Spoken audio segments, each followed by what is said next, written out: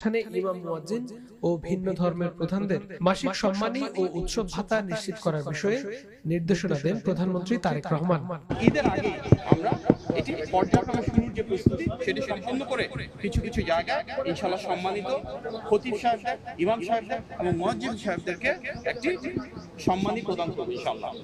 আন্তর্জাতিক মাতৃভাষা দিবসে স্মারক ডাক টিকিট অবমুক্ত করেন প্রধানমন্ত্রী। পরে নৌবাহিনীর প্রধান অ্যাডমিরাল মোহাম্মদ নাজমুল হাসান সাক্ষাৎ করেন তার সঙ্গে। এরপর সাক্ষাৎ করেন বিমান বাহিনীর প্রধান হাসান মাহমুদ খান।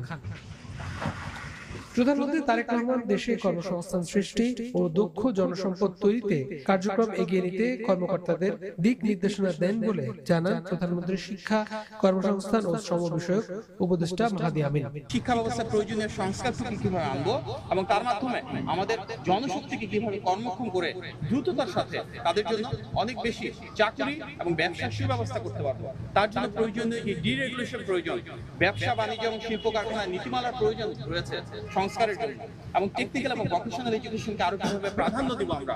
বিদেশি বিভিন্ন দূতাবাস যারা রয়েছে এবং বাংলাদেশের বিদেশি যে দূতাবাস রয়েছে তাদের সাথে সমন্বয়ের মাধ্যমে কিভাবে আমাদের জনশক্তিকে আরো দক্ষ এবং যোগ্য করে বিদেশে পাঠাতে পারবো, এগুলি নিয়ে বিস্তারিত আলোচনা হয়েছে।